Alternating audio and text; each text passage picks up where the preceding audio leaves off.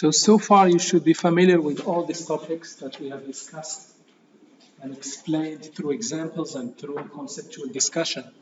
There were two elements we didn't have chance to look into, and in this session I want to finalize them before I move on. Also, I want to remind you on Thursday there will be a quiz for the first 2 units. Next session I can give you a little bit more details. I haven't prepared anything yet, so next time I can do so. Okay, so these are the 2 topics that are left in this unit. In Java we have something called value types and reference types. So value types are simply, also another name for them is primitive type. So what does a primitive type mean? Any example or idea? And there is something called reference type. This refers to data types. For example, if I do something like int x equal 10, this data type here, int, is called a primitive type or a value type. In Java, there are some built-in primitive type. Primitive means very simple types that Java has. So these primitive types, we have int, boolean, double, float. Those are called primitive type. Another name for these types, we also call them value types. So primitive type, value types is synonym. And what characterize these types is that when I create a variable, such as variable x, so what the system will do when the program runs? It will create it will allocate a location in memory, and that location will be referred to as x because the variable is x. And then this value, what we will do with this value? We will write it to this location. So this is how value types work. When I declare a variable and the data type is a value type or a primitive type, when I put some value in such variable, that value will be written or stored in the location in memory location allocated to that variable. Is clear? So another example here. If I declare a variable boolean is done, and I will say true. So boolean is it a primitive type or a reference type? Primitive type, or another name for it is value type. What this means is that the system will allocate a memory location. This memory location will be known as is done. And what we will do with this value, it will be written or saved in this memory location. That's how value types behave. Now, let me show you, in contrary, reference type, they behave very differently. So first of all, reference type are data types other than the simple types or primitive types, other than integer, boolean, string. No, string is not primitive type. String is a reference type because string is a class. Okay, so in Java, we have, I think, 6 primitive types. Let me see how many. 1, 2, 3, 4, 5, 6, 7, 8 primitive types. Boolean, byte, char, for storing 1 character. Short, this is a small integer. Int, kind of a medium-sized integer. Long, big integer. And we have float and double. These are the only primitive types we have in Java, 8 types. The rest of them are reference types, okay? Including, of course, the classes that we create ourselves. So in reference types, they behave differently. So let's take an example. If you remember the class we created together last week, let's say we have account. And in here, I want to create an instance or an object from this account. I will call it, let's say, Fatima's account. So I'm declaring here the variable, yes, and then I'm saying equal new account. And I'll give the initialize the attributes of the object. So for example, the ID is 123, the name is Fatima, and the other parameter, the type is saving, and the balance is 1000, for example. Yes? So this line, what I'm doing, I'm creating an object called Fatima's account. And then this object, what is the data type? Account. And then what I'm doing with this new account, I'm creating the object and then initializing the attribute. This will go into the ID. This will go to the name. This will go to the type. And this will go to the balance. Okay. Now, this data type, is it primitive type or is it a reference type? Reference type. Why is it a reference type? It's not a value type. It's not a value type. We only have 8 value types in Java. Classes are definitely reference types, not value types. Okay. So the way what will happen when this statement is executed, what the system will do, it will create a memory location for Fatima's account. And then it will go ahead in another place in memory, and it will go ahead and create the object. Here is the object. So in the object, how many attributes it has? 4 attributes. So in this object, it will say, okay, ID is 123. The name is Fatima. And the type, saving. And it will say the balance is 1000. Yes? So it will go in somewhere in memory, create locations for each of the attributes, assign the values, because these are primitive types. So it will assign the values, and then this whole chunk of memory will have an address. This address, let's say, for example, the address happens to be this number. So this address will be written here. Okay?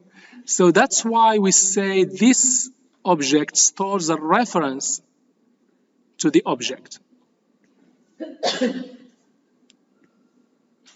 Okay? So an object, this variable will not store the object itself. Will store what? A reference to it. Reference, all it means is the address where the object is actually stored. That's the idea of reference type. So it's very, very different than the value types. In value types, what happened with value types? We store the value directly. Yes. In reference type, what do we store? The address or the memory location or the address of the object in our case. Yes? Now, so let me say it one more time. So for value types store the actual value, and reference types store a reference to the actual value. It doesn't store the actual value, it stores a reference. And to show you, to illustrate this visually, because this is a value, int is a value type or a primitive type. So when I create a variable of type int, this will allocate a memory location and take the value and store it in the variable itself. The value gets stored in the variable because it's a value type. Now for reference type, it behaves very differently. So first of all, in this line here, I'm creating an object called fish of type pet. Now, did I create the object yet, or did I just declared it? I just declared it. So in the memory location of this variable fish, it will be a special value null. There's a special value in Java called null, which means this object is not pointing to anything. It's not referring to anything. It's not created yet. Okay? Now, when I go ahead and create it, and maybe also initialize it, in here it could have been better if I initialized it. See, so I use the new keyword to create it, and I might use a constructor here to create it. let's say fish Nemo, the age is 1 year and the weight is 25, something like this. Okay, so what this will do, it will go ahead somewhere in memory, allocate some space for the name. This is the weight, and this is the age, and this is the weight. Yeah, and this memory location of the whole object, this is the address of this memory location, 5432. And then after the object is created, the memory location where the values are actually stored, that memory location, we store it in the object. So the object becomes really a reference to where the values are actually stored. Yes, so that's basically the difference between the two.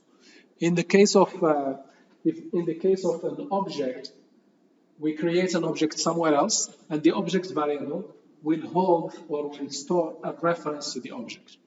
Yeah. Now you need to understand this because it has some implications. So let me explain this very shortly through an example. It's much easier to understand through an example. Okay, let's go back to the simple app we built together last time. And you can see here we have an account here, Sarah's account, and these are the initialized. Let me put some balance here as it was before. Now imagine I go ahead and create yet another account. Here it is, account 2. I initialize it with the exact same values. Okay. Now, if I go ahead and say, and check if these two are equal, if I do something like this, Sarah account, let's see what will happen. Sarah account 2. So let me just copy this. So in here, two objects are equal. Otherwise I will say the two objects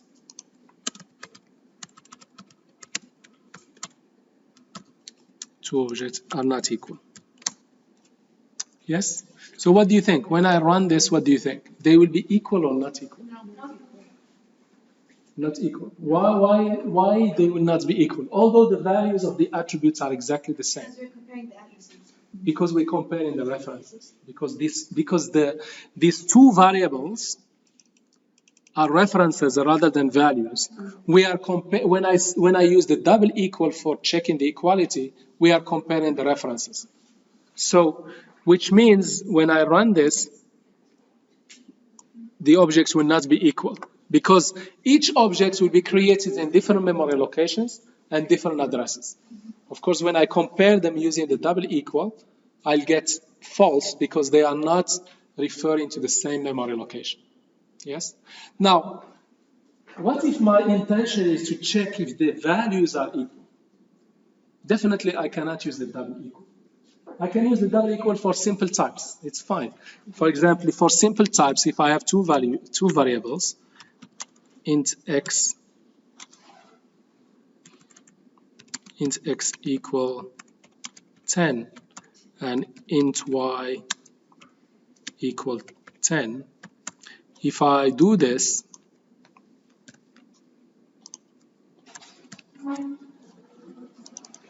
this is x, this is y, the two variables, I cannot even call them objects.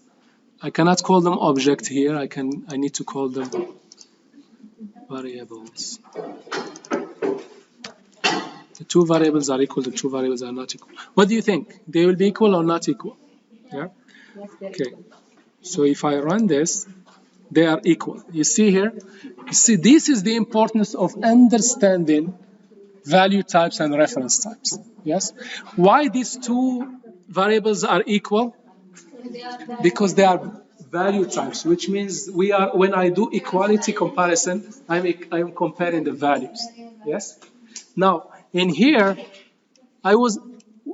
It's a bit counterintuitive.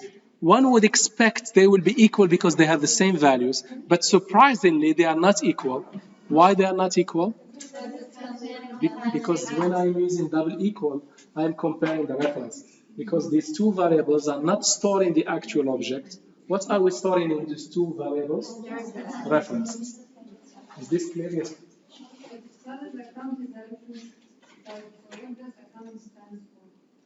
Sorry, can you say it again? It's account, Sarah account. Okay. So Sarah account is the reference type? Yes, the Sarah's account. Basically, this is the type. This is a reference type, which means basically a class. It's not a primitive type. So this variable, so this is what will happen. So let me just copy this and I will explain it. Let me copy this. Okay. And I'll explain it again so everybody is clear on this. So let me just paste it here.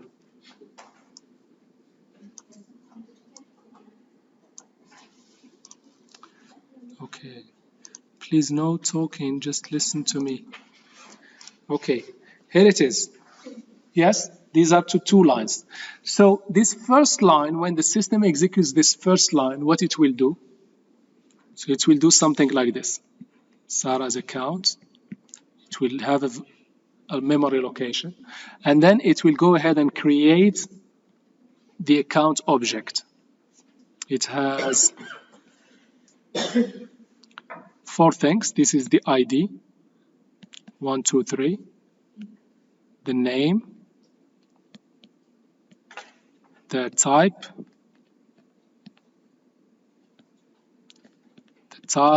and the balance. Yes? And basically 5,000. So the system will do this, and this whole chunk of memory will have an address. Remember, all of us, we have an address, like where somebody can come and visit us. Same thing here. This object, when it's created, memory will be allocated to it, and this memory will have an address. So that address is some kind of number. Let's say the system gives it this address. So what do we do with this address of this chunk of memory allocated to the object? We store it in the object variable. Yes? So this will be 7667, which means this object here, Sarah's account, is nothing but a reference. Yes? Okay, and the class account No. The class is the type. Sorry, please focus on it. The class is, remember, what is this part here? This is the type. This one, we call it a reference type, or it is a class.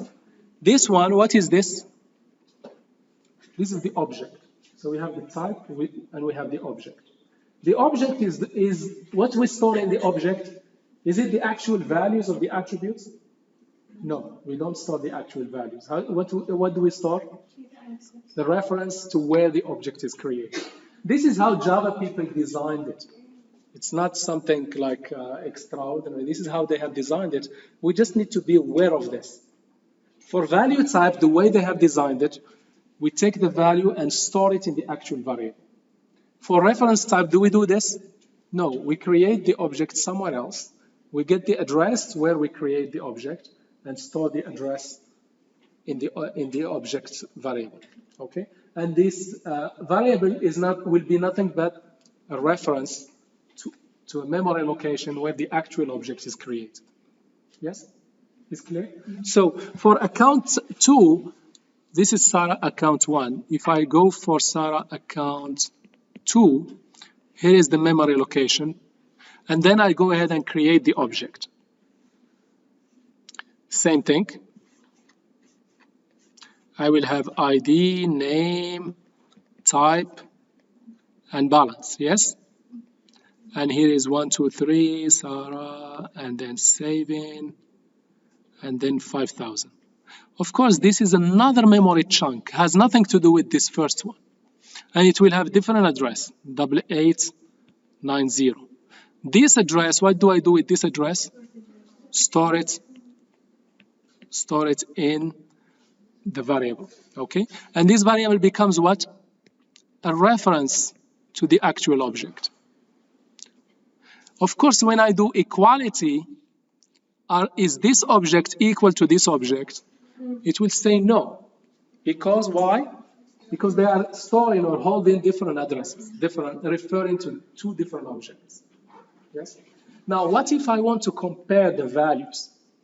Definitely, I cannot use this operator. Use array?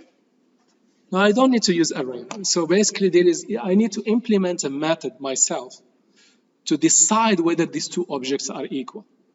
Okay? How do we know that these two objects will be equal? Comparing every two of the attributes? The attributes of the same name.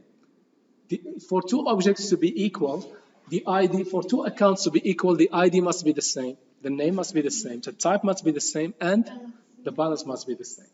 If any of them is different, it's not equal. Yes? Because this could be genuine, this could be Sarah's account, but the current account. Maybe she has two accounts. Yes? But if all the values are the same, then must be the same account. Okay, so that's basically the idea. So the way typically we do this, I go to my class and create a new function, public equals, and this function takes as a parameter an account. And then this will return a Boolean, which is basically, are these two objects equal or not equal? And the way I decide this, I basically return, and I will say for the two accounts to be equal, I start comparing this.id equal account.getID. This is the first condition. Don't we give it two accounts? This is one way, but this is the most common way. So the way typically people do it, here is the object, please compare it with another object. So you go and ask the object itself, are you equal to this other object I am passing to you? That's how it works. This is very, very common. Yeah? Okay, so what is the other condition? And this dot name must be equal to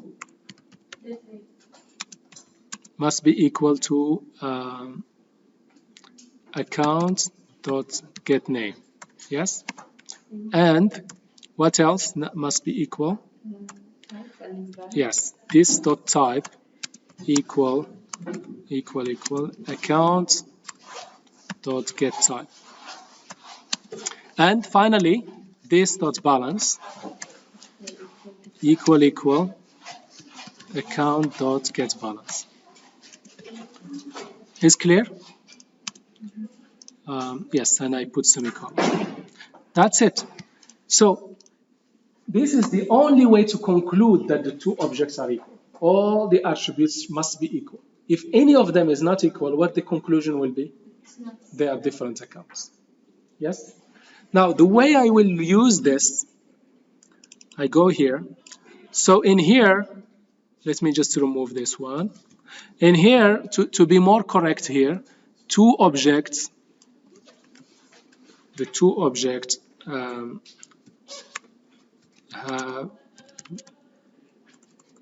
the two objects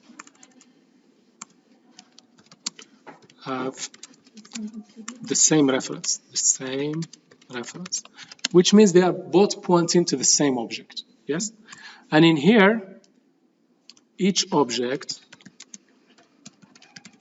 has its own reference. Are you following? No? So basically, when I put this, when I compare two objects using double equal, what I'm really comparing?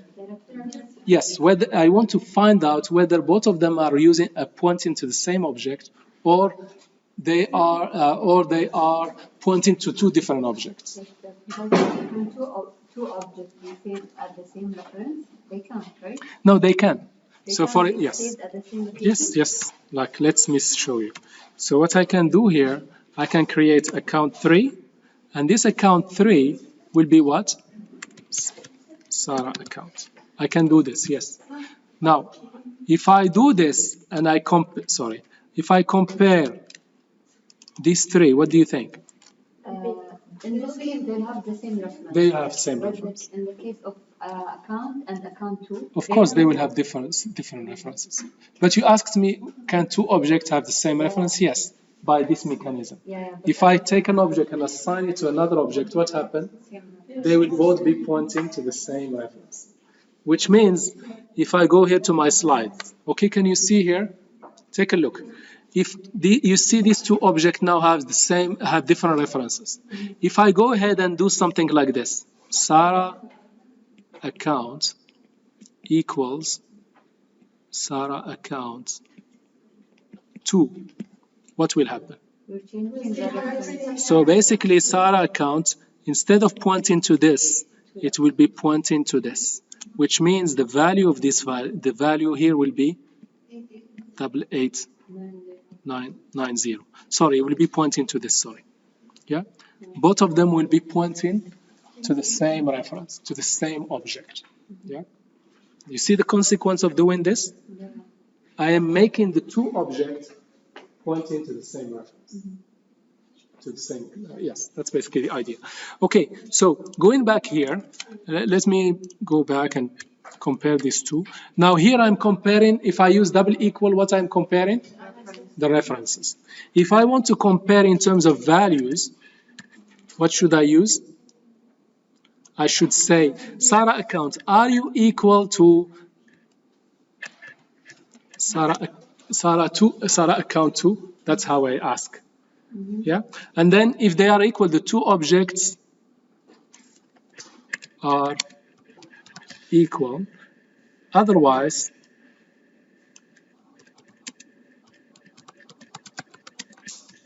not. So what do you think this time? Will be equal or not equal? Of course, they will be equal. Okay. So the conclusion is each object has its own reference, which means they are pointing to two different objects, two different memory locations. But in terms of values, they are equal in terms of values. But if I want to compare in terms of values, I should not fall into the trap and use the double equal. What should I do if I want to compare two objects in terms of values? Yeah, I have to create new method. It's typically called, not typically, in all cases it's called equal. It takes another object and compare it to itself. That's how it works. Yeah? Professor, can you go back to the account, to the method you have created? To the method I have created, yes. Yeah. Here, when we're saying this ID, we're referring to Sarah's account, Yes. the original one. And the one I'm comparing it to is the account 2. Yes, the one I received from outside. So in here, I'm comparing the current object because this refers to the current object, which is in our case Sarah's account. I'm comparing it to the one coming as a parameter. I'm comparing value attribute by attribute. If all attributes are equal, my conclusion will be these two objects are equal. Otherwise, if any of them is different, then the conclusion will be they are not equal. Yeah. So the key conclusion here is that for reference types, which are in our case, all classes of course are reference types. When I want to do comparison of equality, I should not fall into the trap and use the double equal. If I use the double equal, what I will be comparing? The references. Instead, I should implement a new function, a new method inside my class called equals. It takes an instance of another object of the same type, of course, and I should compare one attribute at a time. Is clear? Okay. So let me say it one more time. Okay. So this is just to emphasize. In here, I just declared the objects. I haven't initialized them or created them yet. So the values of this object will be null, which is a special type, special value in Java, indicating that the object has not been created yet. It's declared. Sorry? It's not a zero. It's not a zero. It's not zero. It's a null. Yeah? Okay. Now, once I go to the variable and say new equal new and the class name, then at that time, a new object gets created in memory somewhere else, and the address of that chunk of memory occupied by the object will be stored inside the object variable name. This way, the variable the object variable will be pointing or referring to the chunk in memory where the object has been created. That's basically the idea. Yeah? Yes, please. Can you say that? Okay. Yes. So creating, so here I declare, okay? When I declare, what happens is, so for example, in here, in this variable, so there is a memory location gets created for this variable. And it will be, let's say, named sheep1. But this one, the object itself is not created yet. The variable is created, but the object is not yet created. So what will be the value inside here? Null. Which means, yes, the object exists in memory. No, I mean the object itself is not created, but a reference to it is created. But it's not, because the object is not created yet, this reference will be null, which means it's not pointing to anywhere else in memory. As soon as I do new, this is the time the object gets created in memory. And then the reference will be changed from null to the memory location or the address, the chunk of memory where the object is instantiated. Is clear? Okay. Okay, so moving on. So this is another example. Here is an example of class called fraction. You know fraction, it has numerator and denominator. Okay, the numerator and the denominator, two integers. Now when I go ahead and do something like this, I'm creating an object called fraction, and at the same time I go ahead and instantiate the object. I actually create the object. So when I create the object, it gets created somewhere else in memory, and the address of that chunk of memory allocated to the object, in this case it's 2040. So I go ahead to the fraction variable and store 2040. Okay. By the way, for the attributes, they will be by default, the system will assign 0 to them by default when the object is created. Okay. All right. So, and here is the difference. The major difference is between value types and a reference type is the way they behave when you compare them using double equal. Okay. When you compare in here, because these are value types, when I compare them using equality, I'm comparing the actual values. And because the actual values are different, of course, the comparison here will be false. If I make them the same value, of course, the equality will become true because they will have the same value stored in each one because they are value types. Okay. Now, for reference type is very different. So in here I have two variables, two objects, let's be more precise, two objects, f fraction 1 and fraction 2, f1 and f2. So although they have exactly the same values, if I compare them with equality, double equal, of course the result will be false. Why the result is false? Because f1 is just a reference. And f2 is a reference to a memory location where the object is created. When I compare with equality, it will be false. Of course, if I assign f2 to f1, then suddenly f1 will start pointing to this memory location, which means the value of here will be to 208. And then, of course, when I compare, they will be equal. Here, when I compare two objects using equality and I get true, what does that mean? The two objects are pointing or referring to the same object in memory. That's what the interpretation of this. Yes, please. Changing the address of F1? Yes, to be the address of F2, which means both of them will be referring to the same object in memory. Yes. Now, if my intention is not to compare references, if my intention is to compare the actual values, then I have to implement equals method. And this equals method takes as an input a variable of the same type, because I can only compare fractions with fractions, accounts with accounts, car with car. And then in this case, we can open our textbook and say when two fractions are equal, the math textbook will tell you two fractions are equal if the numerator is equal and denominator is equal.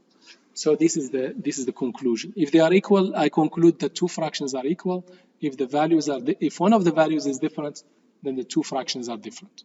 Yes, and that's basically the idea. And this is the final result. If I'm comparing using the double equal, then I'm really comparing the references. If I want to compare the values, then I should use the equals method that I implement myself. Is clear? That is basically the difference between value types, which are also called reference types, which are also called primitive types, and the reference types. Reference types, in our case, classes. Class is a reference type. Is clear the idea? Okay, the second last thing in this unit that we didn't cover last time is this JavaDoc. So Java comes with this very nice documentation tool to generate documentation from our program. So let me demonstrate this through a concrete example. So here is my account. If you recall my account class that we did together last time, I came up here and added some comments. By the way, in Java, we have three styles of comments. If you have one-line comments, you can do /. If you want multi-line comments, you can do /*, put your comment as many lines as you wish, and then close the comment by */. Okay. Now there is a third style, which is /2*, put your comments and close with */. This is a third style. And this is what we want to focus on, this third style. So let me show you an example of this third style and the advantage of using this third style. Okay, here it is. So in here, you see here I'm putting a comment, but the only difference I'm putting here 2 stars after the slash. And giving some description of this program. This is a class to demonstrate object-oriented programming, and it's written by this person. Okay. Now I also want to this method deposit, and I describe this method. I said, okay, this method is to deposit money in an account. It takes one parameter. You see here I'm describing the parameter. I go ahead and say ampersand. Sorry. This is the syntax of the documentation. Okay. So if I want to describe a parameter, what a particular parameter means, what JavaDoc tells me to do, @param, and give the name of the parameter and describe what this parameter is supposed to do, or the meaning of this parameter. And what about @return? What I'm trying to describe here, describing what this method will be returning. Yeah. So I can describe the role of the method. This is the role. I don't need to do any annotation here. And here I'm saying to this JavaDoc, oh, by the way, this is what the amount mean for this method. And by the way, this method will return something, and this is the meaning of this thing that I'm returning. So what is the meaning of the amount in this deposit method? Is the amount that you want to deposit. And what is the return string that I'm getting? It's a confirmation message. Yes? So it's a nice documentation. But the idea here, I can go to this location, you know where these files are stored. If I go to properties, it tells me where this file is stored. See here, it's stored in this location. Yeah? In the file system. I mean, in the file system, it's stored here.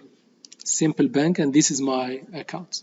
So what I can do, although I think we can do it from Eclipse, but I'm not sure. I think I need to find out how we can do it from within Eclipse. But for now, I'm just using the command line. The command line. And I go to that location, cd that location. Okay, you can see here, these are my 2 files.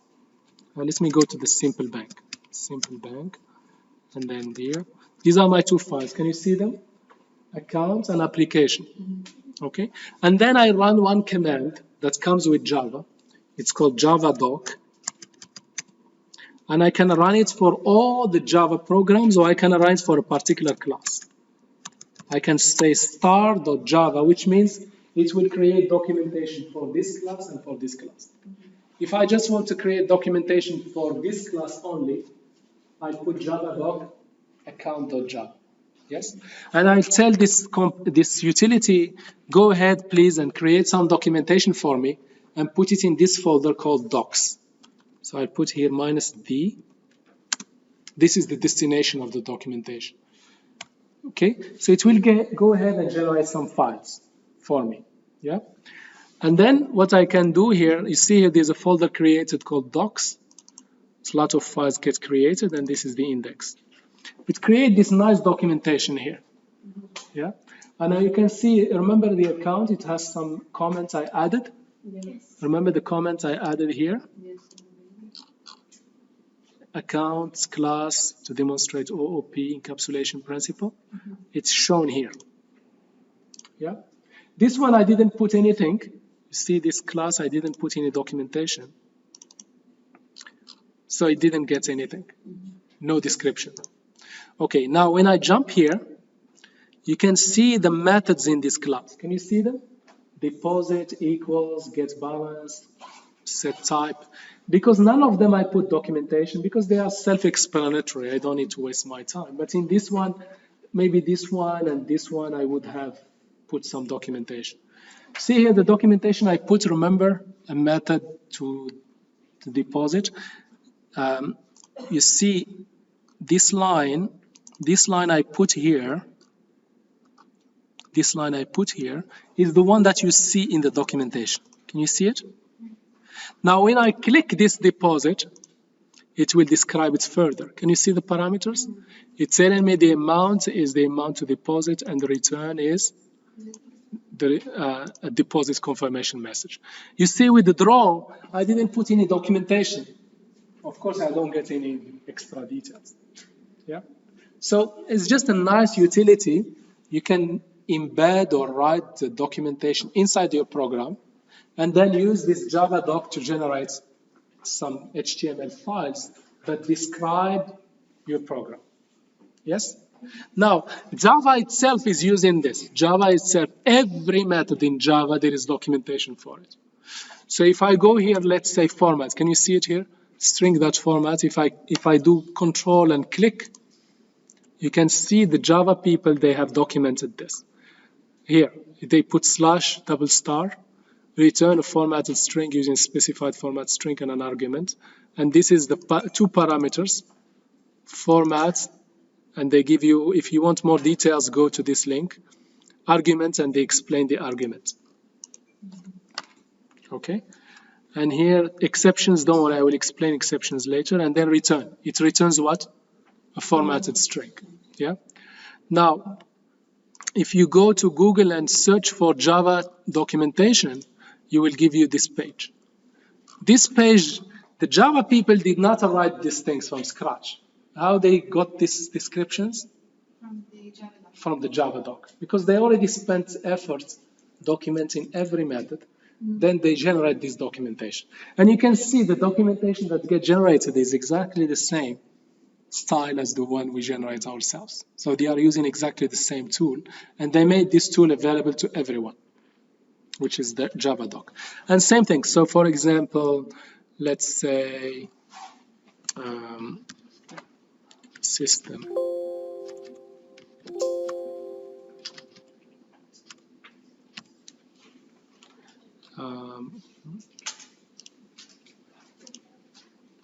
Now this is the Java language, it's a Java base. The base module, here is system.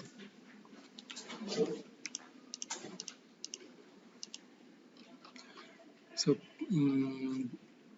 system.java,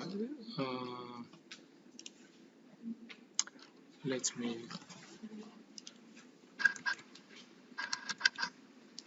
system.out. Okay, I can search and jump directly to that. You saw that system.out, and you got the idea that basically this is all this documentation you see here, it's not handwritten again. You do the effort once. You document inside your code, and then you can generate this documentation. Yes. So that's basically the idea. Let me see if there is anything. There are some special tags that you can add in your documentation, such as @author if you want to put the name of the author and their email address, for example, the version, the parameter, the return. Those are the most common ones. Okay, those two are the most important ones. @param if you want to describe the role of particular parameter, and @return to describe the meaning of what the particular method returns. Okay, and this is a clear example. And then you use JavaDoc. You use this command in the command line to generate the documentation. That's basically the idea. Okay, to summarize, this is what we have seen throughout last week and this session. So in object-oriented programming, we decompose the program into classes. So a class consists of two things: attributes to store data and methods to perform actions. And when we perform these actions, many times we refer to the attributes. We make use of the attributes. So one class, once the class has been defined, once you create the class, you can create as many instances from it as you wish. Now, yes, methods, once you create an object, you can start calling methods. You put the name of the object, dot the name of the method, and you pass some parameters. The methods, typically, they change the attributes. Remember, for example, deposit, it increased the balance. Withdraw, it decreased the balance. So it changed the state of the object, the attributes of the object. Remember, we also had a look at this special methods, static methods, and static variables. Static method, when do we use static methods? These are important concepts. You remember, when do we use static methods? When you want to call the method outside? No, that is public and private. Remember, a method could be public and private. Public is visible and callable from outside the class, and private is visible and callable only from within the class. Now, static and non-static, what's the difference? You don't create an object if you want to use a static. Very good. So, static method belongs to the class. We don't need to create an object first. We go to the class, dot, and we can call the method.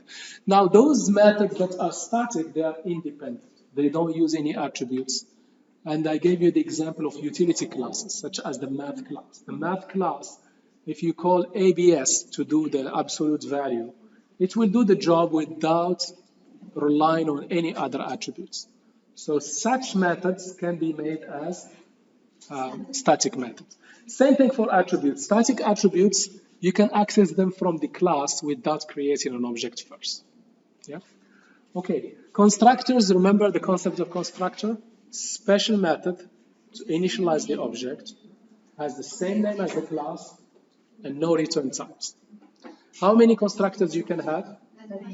As many as you wish, as long as they have different parameters, different number of parameters or different type of parameters. And finally, method overloading, which is what? Method overloading or constructor overloading. Same name of the method, just different parameters. Different parameters. And what is why we have this feature of function of method overloading? For convenience and for make it easy to learn the interface of a class. So for example, sum, you can have one version that can do the sum of two numbers, another version, three numbers, another version takes an array, and all of them are called sum. So for me as developer, it's very convenient. User-friendly. Yes, user-friendly in terms of developers, developer-friendly, because the developers that will use your class.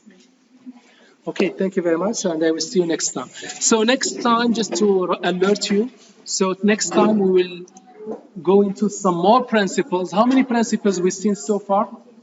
Encapsulation. We will see some more principles, and we will dive into what is known as composition. So that will be from next session. Okay, no problem. Next time.